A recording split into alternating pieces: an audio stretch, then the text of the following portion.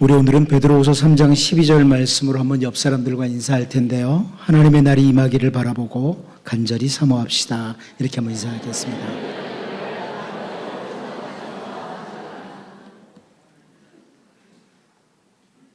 세상에 사는 동안에 우선 당장 하나님의 심판이 우리 눈에 보이지 않으니까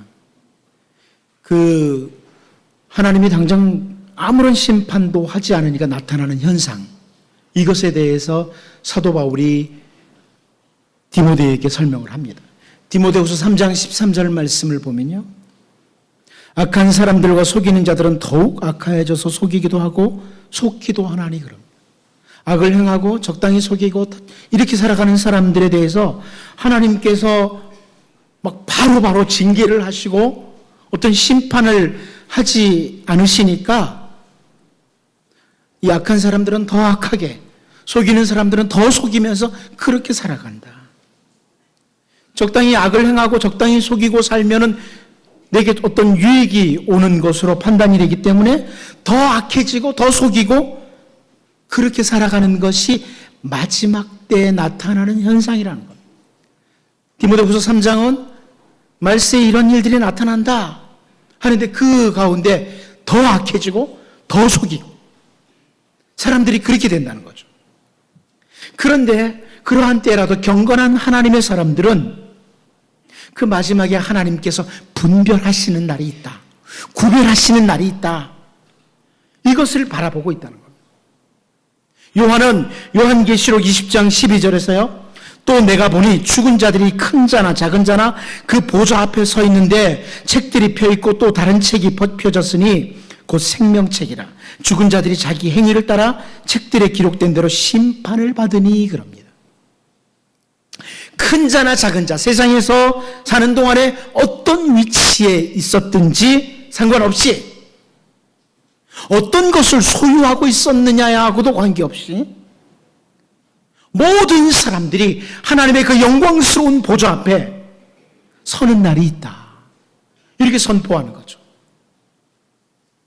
우리의 생애가 다 끝난 후에 하나님의 그 영광스러운 보좌 앞에 서는 날이 있다는 겁니다. 구약시대에도 선지자 예레미야를 통해서 비슷한 표현을 합니다. 예레미야 17장 10절 11절 말씀을 보면요, 나 여호와는 심장을 살피며 폐부를 시험하고 각각 그 행위와 그의 행실대로 보응하나니 불의로 치부하는 자는 자고새가 낫지 아니한 알을 품은 같아서 그의 중년에 그것이 떠나겠고 마침내 어리석은 자가 되리라. 이렇게 예레미야가 경고를 합니다. 심장과 폐부도 감찰하시고 조사하시는 분이 하나님이시다. 그래서 우리의 행위, 우리가 걸어간 길을 가리킵니다. 우리 인생 동안 걸어간 길, 행위, 그리고 우리의 행실, 그 행동한 열매, 이것을 따라서 징벌하시고 보상해 주시는 야훼 하나님이시다, 이렇게 예레미야가 설명을 하는 거죠.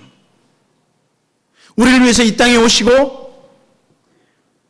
십자가에서 대속의 죽음으로 우리를 의의 길로 인도하신 예수님께서도 마태복음 25장에서 마지막 날이 있다고 말씀합니다. 우리 주님이 다시 오시는 날, 이것을 설명하고 있죠. 마태복음 25장 31절에서 33절을 보면 인자가 자기 영광으로 모든 천사와 함께 올 때에 자기 영광의 보좌에 앉으리니 모든 민족을 그 앞에 모으고 각각 구분하기를 목자가 양과 염소를 구분하는 것 같이 하여 양은 그 오른편에 염소는 왼편에 두리라, 이렇게 말씀하십니다. 주님이 다시 오시는 그날은 마치 양과 염소를 구분하시는 것 같이 구분하시는 날이다, 이렇게 설명을 하셨습니다.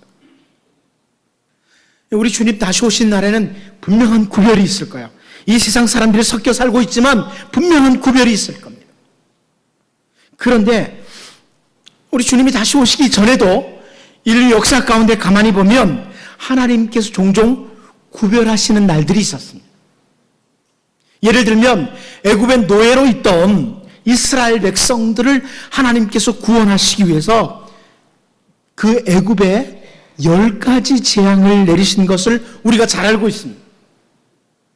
그 가운데 출애굽기 9장 5절 6절 말씀을 보면요, 여호와께서 기한을 정하여 이르시되 여호와가 내일 이 땅에서 이 일을 행하리라 하시더니 이튿날에 여호와께서 이 일을 행하시니 애굽의 모든 가축은 죽었으나 이스라엘 자손의 가축은 하나도 죽지 아니한지라. 구별하시는 날이 있었어요. 인류 역사 가운데도 애굽의 가축과 이스라엘의 가축을 구별하신 거죠. 그렇게 함으로 애굽의 바로로 하여금, 애굽 사람들로 하여금 이스라엘 백성들을 내보내라고 깨달아 알도록 하시는 거죠. 그리고 출애굽기 11장 7절 말씀을 보면, 그러나 이스라엘 자손에게는 사람에게나 짐승에게나 개 한 마리도 그 혀를 움직이지 아니하리니 여호와께서 애굽 사람과 이스라엘 사이를 구별하는 줄을 너희가 알리라 하셨나니. 그럽니다. 구별하시는 거예요. 여러분 잘 알죠? 장자를 치시는 때예요. 애굽의 장자를 다 치십니다. 그런데 애굽의 장자는 다 치셨지만 이스라엘의 장자는 살아요. 구별하시는 거예요. 하나님께서는 이렇게 인류 역사 가운데 애굽과 이스라엘을 구별하듯이 많은 구별을 하셨습니다. 하나님께서 역사 가운데 구별하신 그 사건들을 이 시간에 쭉 열거를 하려고 하면 끝이 없습니다. 그런데 우리는 오늘 본문에서 그렇게 구별하시는 하나님을 봐요. 구별하시는 하나님.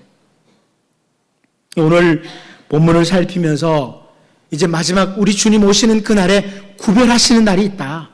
하나님은 구별하신다. 이것을 먼저 기억하고 하나님의 백성으로서의 길을 거둘 수 있도록, 아름다운 행실의 열매가 있도록 우리가 이 말씀을 통해 우리를 추스르는 그런 귀한 은혜의 시간이 될 수 있기를 원합니다. 첫 번째로 우리는 본문에서 거름더미 같이 그렇게 구별하시는 하나님을 봅니다. 한 부류를 거름더미 같이 취급한다. 오늘 본문 10절 말씀을 같이 한번 읽어보겠습니다. 시작. 그러므로 내가 여로보암의 집에 재앙을 내려 여로보암에게 속한 산에는 이스라엘 가운데 매인자나 노인자나 다 끊어버리되 거름더미를 쓸어버림 같이 여로보암의 집을 말갛게 쓸어버릴지라. 여러분 여기 보면 이제 우리 한글 번역은 제가 볼 때 참 고상한 표현으로 번역이 됐습니다. 근데 이 10절을 히브리어로 된 성경을 보면 제가 그냥 그대로 직역을 하면 여기 여로보암에게 속한 산에, 여기 그 산에라는 표현은 벽에다가 소변을 보는 자, 이런 뜻입니다. 그런데 집중하고 싶은 그 다음에 거름더미란 단어. 거름더미는 사실 그대로 번역하면 굴러다니는 똥을 가리킵니다.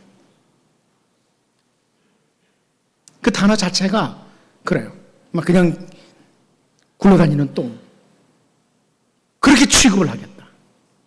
여로보암과 그 여로보암에게 속한 사람들을 굴러다니는 똥과 같이 취급하겠다. 이렇게 말씀하는 거예요.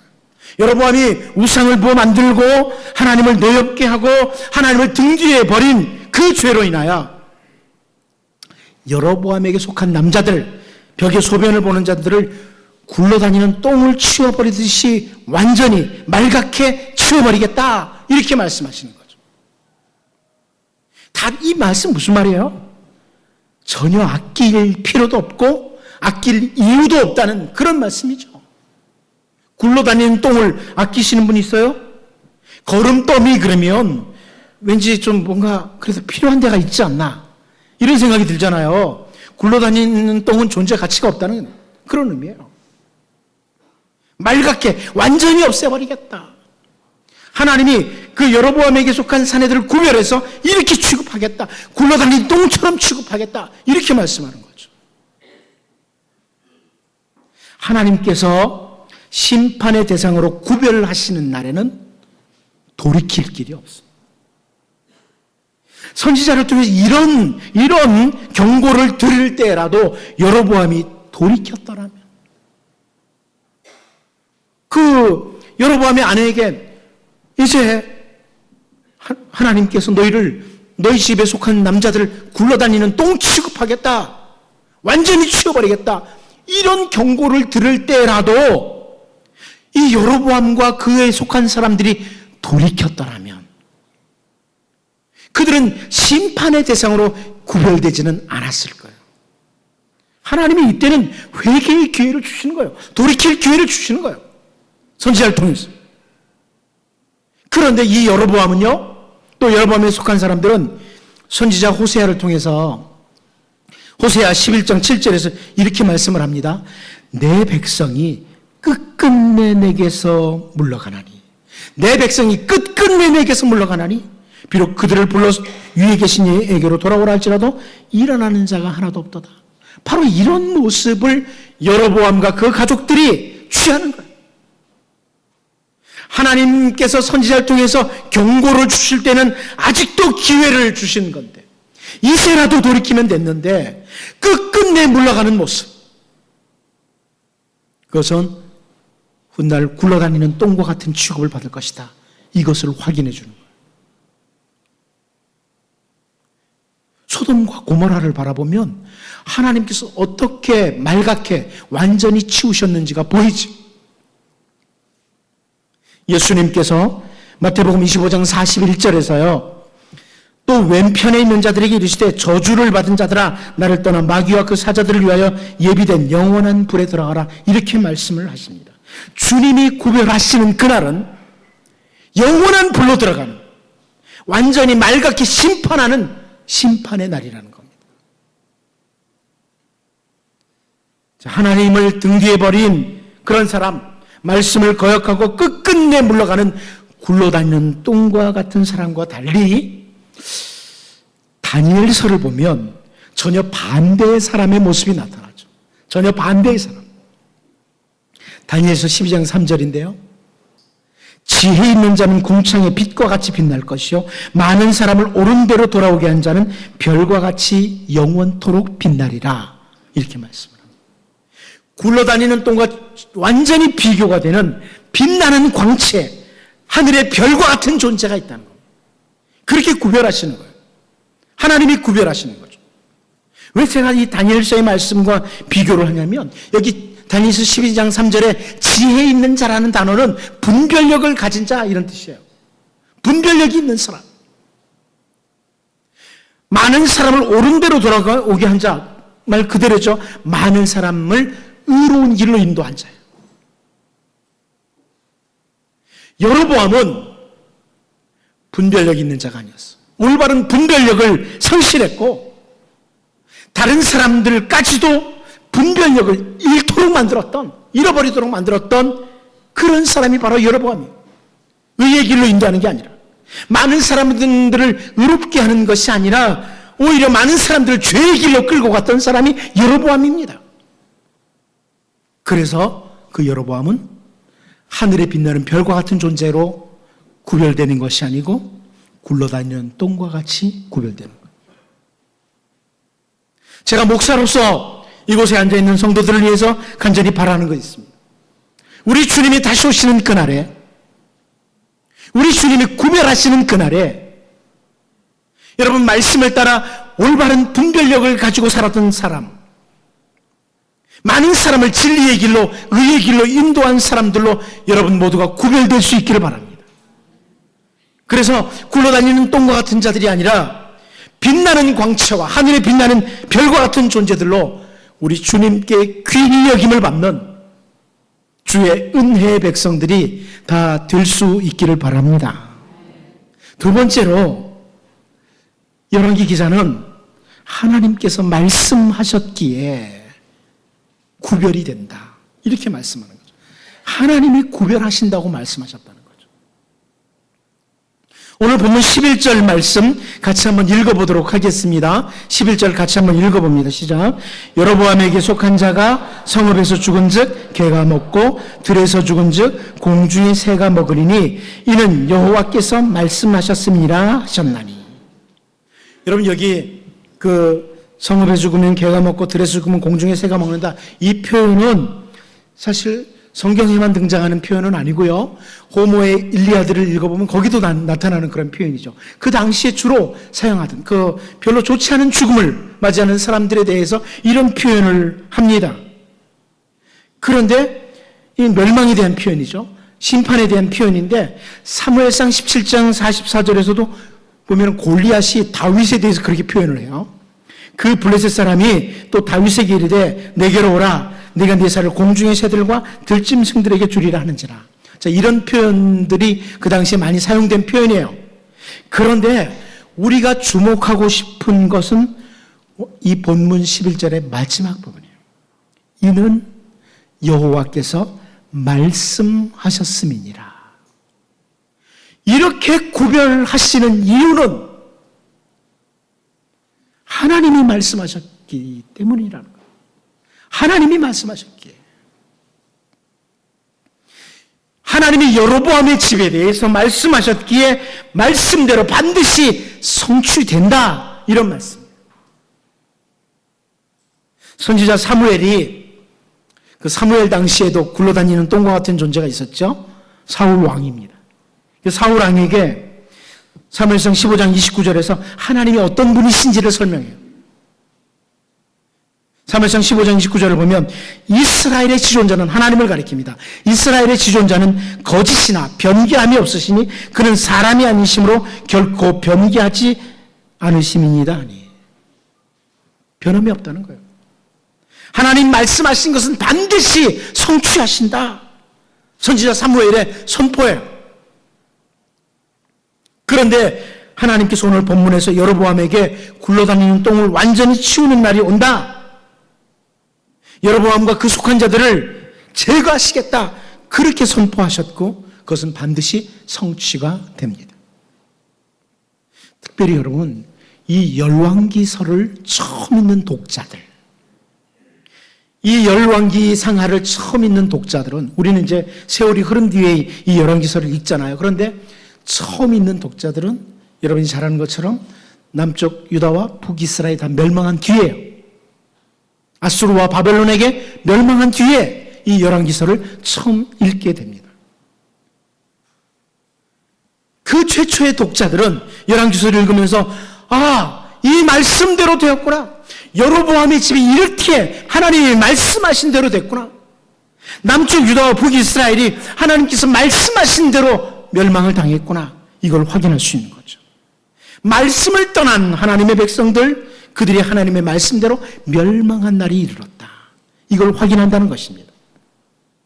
하나님은 말씀하신 대로 역사를 이끌고 가시는 하나님이십니다. 그런데 그 하나님께서 바울 사도를 통해서 우리에게 주시는 말씀이 있어요. 로마서 2장 6절에서 8절을 보면요, 우리에게 주시는 말씀입니다. 하나님께서 각 사람에게 그 행한 대로 보응하시되 참고 선을 행하여 영광과 존귀와 썩지 아니함을 구하는 자에게는 영생으로 하시고 오직 당을 지어 진리를 따르지 아니하고 불의를 따르는 자에게는 진노와 분노로 하시리라. 하나님께서 구별하신다는 거죠. 우리를 향한 말씀이에요. 하나님께서 말씀하신 대로 구별하신다는 거예요. 각 사람에게 행한 대로 보응하시겠다. 우리 주 예수님께서도 요한계시록 22장 12절 13절에서요. 보라, 내가 속히 오리니 내가 줄 상이 내게 있어 각 사람에게 그가 행한 대로 갚아주리라. 나는 알파와 오메가요, 처음과 마지막이요, 시작과 마침이라. 이렇게 말씀하셨습니다. 세상을 시작하게 하신 분이 마침이 있다는 거예요. 그날에 하나님의 백성들에게 상을 주시고 하나님의 말씀을 거역하고 죄의 길로 달려간 그들에게는 영원한 벌을 주시겠다. 주님이 하신 말씀입니다. 여러분, 우리 주님이 말씀하신 대로 구별하시는 날이 이릅니다. 그냥 이렇게 살고 끝나는 게 아니고 구별하시는 날이 와요. 그날에 하늘의 별과 같이 빛나는 그런 하나님의 사람들로 나타날 수 있도록 여러분 진리를 따라 걸어가는 주의 백성들이 될 수 있기를 원합니다. 마지막 한 가지 더 봅니다. 여호와를 향하여 선한 뜻을 품은 자는 하나님의 구별입니다. 하나님을 향해서 선한 뜻을 품은 자에 대한 구별이 오늘 본문에 나와요. 오늘 본문 12절을 먼저 한번 읽어봅니다. 12절 같이 봅니다. 시작. 너는 일어나 내 집으로 가라. 내 발이 성읍에 들어갈 때 그 아이가 죽을지라. 여러분, 이게 지금 여로보암의 아들이 죽는다는 이야기예요. 여로보암의 죄와 맞물려서 여로보암의 아들이 죽는다. 이 구절을 보면서 우리는 아니 신명기에 하나님이 그렇게 말씀하시지 않았는데 신명기에서 주신 말씀과 지금 어긋나는 것 아니냐, 이런 생각을 가질 수가 있어요. 신명기 24장 16절 말씀을 보면 아버지는 그 자식들로 말미암아 죽임을 당하지 않을 것이요 자식들은 그 아버지로 말미암아 죽임을 당하지 아닐 것이니 각 사람은 자기 죄로 말미암아 죽임을 당할 것이니라. 이렇게 말씀했습니다. 아버지의 죄로 인해서 아들이 죽을 수 없다는 거예요. 아들의 죄로 인해서 아버지가 죽을 수 없다는 거예요. 과거에 우리 한국교회 수많은 사람들이 미혹됐던 것이 가게에 흐르는 저주를 끊으라. 혹시 책 보신 분들 있나요? 우리 가게, 우리 집안에 흐르는 저주를 끊으라고. 굉장히 설득력이 있어서 수많은 사람들이 맞아, 우리 집안에 저주가 흐르고 있어. 이래가지고 고민을 하고 그랬는데 성경적이지 않습니다. 성경적인 게 아닙니다. 아버지의 죄로 인해서 아들을 죽이지 않습니다, 하나님. 본인의 죄로 인해서. 본인의 죄로 인해서. 아주 비성경적인 사람들이 마치 기독교인 것처럼 그렇게 엉뚱한 소리를 한 거죠. 그렇게 얘기하면요, 모두가 불안해요. 과거에 우리 아버지가 지은 죄 때문에 내가 죽는 거 아니야? 성경은 그렇게 말하지 않아요. 오늘 내가 그리스도 안에 있으면 나는 새로운 피조물이에요. 그러면 오늘 본문에 여로보암의 아들 아비야가 아버지의 죄로 말미암아 죽는 거 아니냐, 이런 생각이 드는 거죠. 그런데 우리는 이 부분을 가만히 보면 하나님의 구별이라는 것을 보게 돼요. 하나님의 구별이라. 13절 말씀에 설명하죠. 우리 13절도 같이 한번 읽어보겠습니다. 시작. 온 이스라엘이 그를 위하여 슬퍼하며 장사하려니와 여로보암에게 속한 자는 오직 이 아이만 묘실에 들어가리니 이는 여로보암의 집 가운데에서 그가 이스라엘의 하나님 여호와를 향하여 선한 뜻을 품었습니다. 아멘. 오직 이 아이만, 오직 이 아이만, 온 이스라엘이 그 아이의 죽음을 슬퍼하면서 장사를 지낸다. 오직 이 아이만 묘실에 들어간다. 많은 사람들이 내가 죽었다고 슬퍼한다고 그래서 복된 죽음이고 무덤에 묻힌다고 해서 복된 죽음이고 이걸 말하는 게 아니죠. 이런 표현은 이 아이는 정말 복된 죽음을 하는 것을 보여주는 거예요. 다른 사람들은, 여로보암에 속한 다른 사내들은 그렇게 못 죽는다는 거죠. 징계로 말미암아 죽는다는 거죠. 그걸 보여주는 거죠. 결국 이 아비야, 여로보암의 아들은 하나님께서 진노하시는 중에 구별된 아이라는 거예요. 여로보암의 집을 징계하시는 중에 구별된 아이라는 거예요. 그 이유를 열왕기 기자는 이 아비야가 그가 이스라엘의 하나님 여호와를 향하여 선한 뜻을 품었음이니라, 이렇게 설명을 합니다. 하나님을 향해 선한 뜻을 품었다. 어떤 선한 뜻을 품었는지 잘 몰라요. 그런데 단지 우리가 약간 흘러내려오는 전승에 의해서, 그러니까 유대교의 랍비들 전승이죠. 오랄 트레디션. 그들이 말로 통해서 계속 가르쳐왔던 그것에 보면 이 여로보암의 아들 아비야는 이런 사람이었다는 거예요. 이 여로보암의 아들인 아비야가 절기를 지키기 위해서 예루살렘에 내려가는 사람들 있잖아요. 그러니까 이 여로보암은 남쪽, 북쪽으로 이렇게 나눠졌을 때 북쪽에 있는 이스라엘 사람들이 남쪽 예루살렘으로 절기를 지키기 위해서 내려가는 것을 막기 위해서 장애물을 놓고 저지해라, 이런 명령이 떨어졌다는 거예요. 그런데 그 아버지의 명령을 어기고 예루살렘의 절기를 지키고 가는 사람들의 장애물을 치워주고 내려가라고, 가서 하나님을 만나고 예배해야 된다고, 이렇게 했다고 유대교의 그 랍비들의 전승에 나와요. 그러니까 히브리 사람들은 그런 생각, 이 아이는 이렇게 잘했다, 그런 말들을 하는 거죠. 근데 어쨌든 그것이든 어쨌든 성경은 이 아비야가 여호와 하나님을 향해서 선한 뜻을 품었다, 이렇게 표현을 합니다. 그래서 이 아비야는 일찍 죽어요. 묘실에 들어가요. 그리고 열왕기상 15장 28절 29절 말씀을 보면 유다의 아사왕 셋째 해 바아사가 나답을 죽이고 대신하여 왕이 되고, 왕이 될 때 여로보암의 온 집을 쳐서 생명 있는 자를 한 사람도 남기지 아니하고 다 멸하였는데 여호와께서 그의 종 실로 사람 아히야를 통하여 하신 말씀과 같이 되었으니, 여로보암의 집 사람들을 그대로 다 징계했다. 여로보암의 다른 아들 나답이 왕이 되고 한 2년 후에 여로보암의 집에서 그런 어려움을 겪지 않고 평안하게 묘실로 들어간 사람은 이 아비야 한 사람뿐이라는 거죠. 하나님이 구별하셨다는 거예요. 그러면 우리가 이렇게 아비야를 구별하시는 걸 보면서 정말 중요한 성경 구절 하나를 좀 살펴보아야 됩니다. 구별하시는 하나님, 이렇게 빨리 데려가시는 하나님. 이사야 57장 1절 말씀을 보면요, 의인이 죽을지라도 마음에 두는 자가 없고 진실한 이들이 거두어감을 당할지라도 깨닫는 자가 없도다. 의인들은 악한 자들 앞에서 불리어가도다. 무슨 말인지 이해가 되십니까? 조금 어려운 것 같아서 제가 현대어 성경을 좀 넣어봤습니다. 현대어 성경이 이렇게 번역됐습니다. 여호와께서 말씀하신다. 아직도 의롭게 살며 변함없이 나에게 충성하는 소수의 남은 자들이 고난을 당하다가 죽어가지만 그들은 불쌍히 여기며 기억하는 이들이 하나도 없다. 그러나 사실은 이 세상의 악한 세력 밑에서 더 이상 고난을 당하지 않도록 내가 그들을 데려온 것이다. 이해가 되십니까? 여러분, 장수는 성경에 복으로 나오기도 해요. 장수하는 것이 복이기도 해요. 그러나 단순히 장수가 복이 아니에요. 여러분, 그냥 오래 살기만 하면 좋아요? 매일 아프면서? 그렇지 않잖아요. 장수도 좀 괜찮은 장수가 좋은 거죠? 근데 여기 보니까 단순히 장수가 복이 아니다. 화를 당하지 않도록 하나님께서 아직 젊지만 데려가는 경우가 오히려 복이 되는 경우가 있다. 이렇게 말씀하는 거예요.